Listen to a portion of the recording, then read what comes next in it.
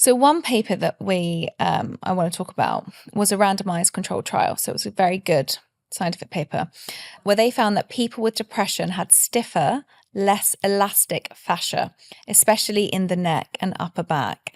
And in just one session of myofascial release, have I said that correctly, reduced their negative memory bias and improved their mood. That blew my mind. That's one of the papers that you sent me.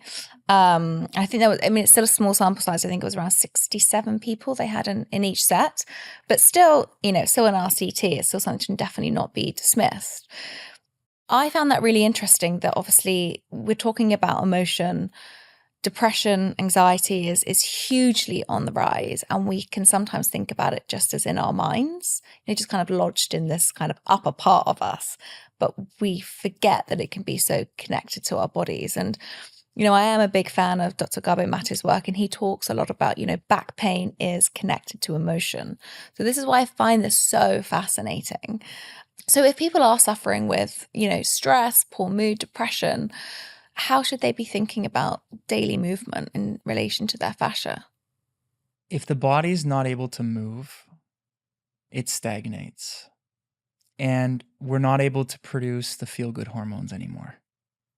And one of the other things is, like, if I squeeze your rib cage really tight, if I squeeze it, you're going to start getting anxious because your body feels threatened. I'm threatening your ability to breathe. Well, what are bras doing? Squeezing the rib cage slightly, which drives a stress response. And so if we can reduce the tension on the body, then the body starts to calm down.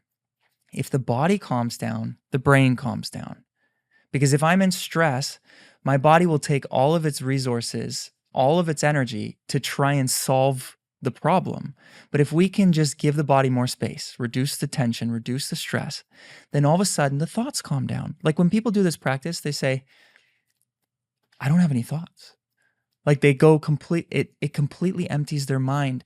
And it's because if the body's in stress, it drives thoughts. We're trying to solve depression through the brain. It doesn't work that way. It's not a chemical issue. It's an issue with the body. The body's not able to flow. We're blocking the body's ability to perform.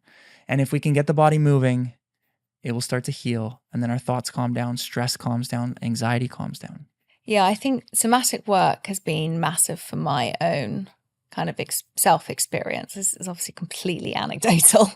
But for me, when I felt the most disconnected to my body, it's not talking therapy that helps me. It's not journaling my thoughts down. It's actually a connection back to my body and my emotions, I guess, because I think we can all live in a world where we're very disconnected from that. We're kind of drawn away from our body. And also, I do think if we can have a flux of emotions in our body, I mean, we quite like the happiness ones and the excited ones, but they're also very related to fear. The excitement emotion is also very related to the fear emotion. It's very similar chemicals. Really similar chemicals, but I don't think we're taught to, I guess, feel comfortable with them. Well, look, I was a guy growing up in the world as an athlete. Everything I've been taught is to suppress emotions. So for me, it was like anger, maybe a little bit of happiness with my friends. But I didn't really have the different flavors of emotions. It took me a long time to become emotionally aware. And what I realized when it comes to really helping the human body is there's 3 paths. One is talking, which we just talked about. The other one is the emotions, and the other one is the body. Or talking or thoughts, let's put it that way. And when we're helping somebody, I work with a lot of people and they say, I've tried everything. I've done talk therapy, I've whatever. It's because their body's not moving. So we get the body moving, all of a sudden the emotions and the mind change as a result. So if we want to access and help the body or help somebody transform their life, you have to hit all 3. You can't just hit one. When you work on the body, the emotions come up. When the emotions come up, now you can change your narrative, your thoughts, or your story about it. You have to hit all 3 levels. Otherwise, you're not completing the loop. So people will do emotion therapy, but they're not changing the way that they see the situation. They're not moving their body, so it's incomplete. You have to hit all 3 in order to really help somebody. So for people who are like, okay, so it's rotation, it's movement. I mean, I know you gave us one exercise already in the pre-interview, but to give people an understanding of these rotations, can you just give us some examples? You want to do one? Yeah. Can I do it? I mean, for anyone who's watching this, I literally have hills and a black long skirt on. Can I do it like this? Yeah, absolutely. Is this the most is this the most interesting dress sense that someone's come to you in? It's funny because you can really do this anywhere at any time, wherever So it's you accessible are. for anyone. Yes. Okay, great. I sometimes do it when I'm in the middle of a meeting. Nobody even knows I'm doing it.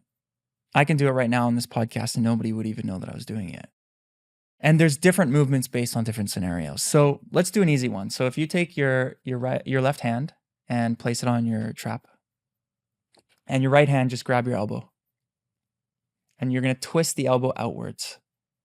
And normally you would bring it above your head, but just keep it here for a moment and twist as much as you can out and lock it in place and just hold it there. And we're going to hold this for about a minute. What we're doing here is we're taking the bone and we're torquing the bone outwards. As you do that, it creates almost like a vortex or torsion pattern in the fascia that we saw there. And it starts to unwind the tension deep around the bone all the way into the shoulder joint. So if somebody's dealing with shoulder pain, if they do something like this while they're sitting in a meeting, while they're sitting in traffic, while they're waiting for something, you do this for a minute, it will unwind the tension.